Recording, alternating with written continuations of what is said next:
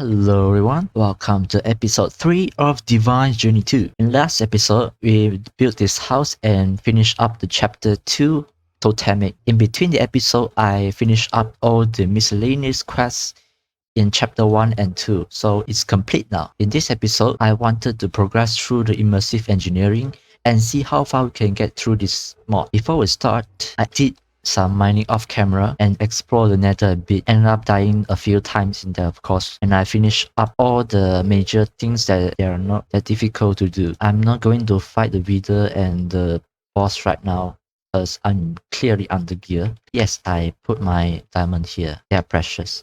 I cleaned up a bit of area and decided to use this place for immersive engineering. So let's get working on it. I craft the workbench and the water wheel. So this is going to be the starter of the power generation before we move on something like dynamo and the diesel generator.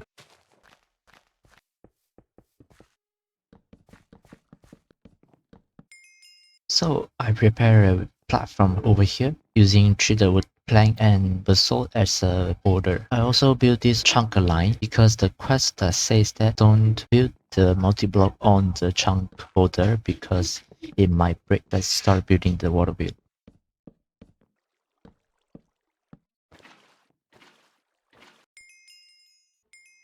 Now I can craft the metal press, which need 2 scaffolding. That's a lot of steel, by the way. Let's see if I still remember how to build this thing. So this on both sides, redstone block first, piston and the engineering block, and 2 conveyor belt with that. Yep, it works. Connect this wire up. So what this metal press essentially do is it converts 1 ingot into 1 metal plate. Instead of using 2 steel ingot to get 1 steel plate, I can get 1 from 1. And this is simple automation done. You input the item here, it get pressed, the output item goes into the chest. Don't touch this wire though, because the wire is not insulated, so you can actually get damage from it. Okay, this is the first ever machinery. Let's move on to the crusher. Now I'll craft a few stuff for the crusher. You need a lot of resources for this, and I'll be right back after I'm done crafting. Placing the final 9 hoppers and cutting out the wire.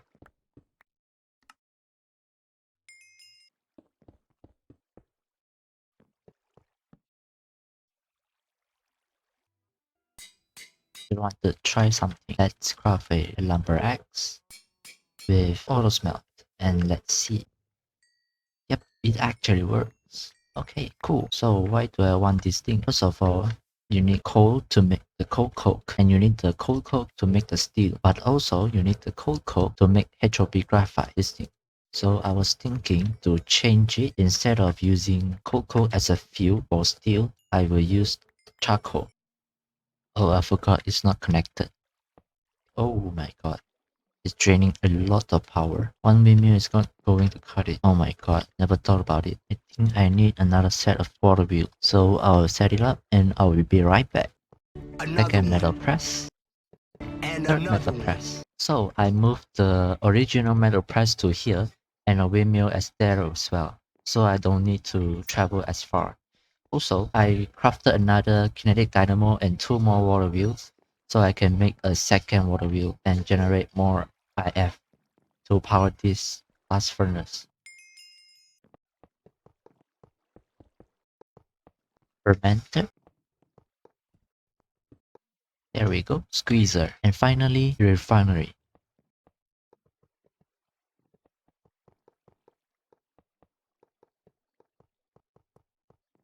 Boom, refinery. And now I just need to connect the pipes.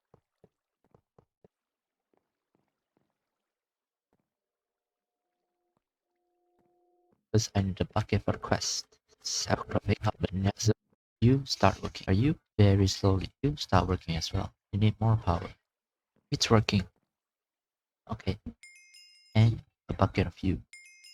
There we go. Biodiesel. How's the power? It's draining a lot of power. So I need a generator, preferably this generator. Okay, let me craft this and I'll be right back. Thermoelectric generator, kinetic dynamo, generator block, 13 heavy engineering block done. Alright guys, I've been right back here because I've done some work and the diesel generator is now working properly. So when I want power, I just flick this lever. It's going to be very loud, but I'm going to get a huge load of RF or IF in this case. So how this diesel generator work? Let's close this first because it is very loud. So this fermenter squeeze out the crops such as carrot, potato, and etc. into the ethanol. And this fermenter squeezes the seed into the plant oil. And in the refinery, plant oil and the ethanol combine together to form biodiesel. And the biodiesel is pumped into this diesel generator to generate power. So I flick this lever and there we go. Power. Oh, I also set up my cook oven over here instead of there because I'm going to run back and forth many times. And I also set up this little thermoelectric generator. The 2-pack ice is given by the quest this year.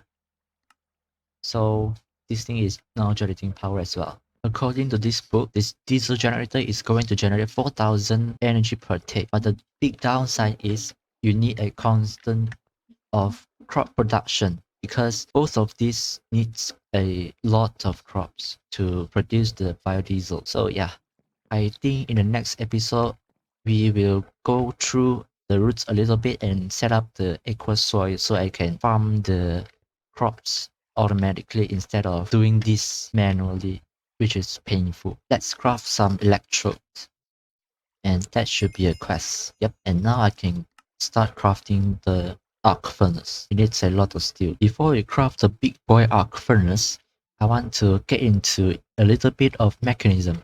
Just a little bit, not much. So let's craft this osmium ingot energized version, and that should unlock the chapter mechanism. And the first thing is a steel casing. Craft this up. And the first machine.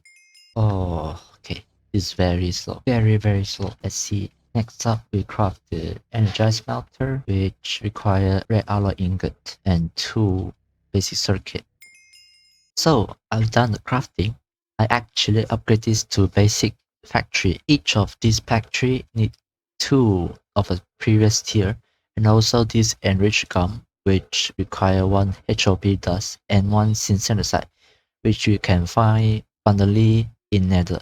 I can enrich the coal first and then use this to create the steel, which is far more efficient than the blast furnace. You put the coal into this enriching factory, you get the compressed carbon. You put the carbon inside and the iron ingot, it will give you steel ingot that way. So I can finally tear down this setup. Finally, this is so inefficient.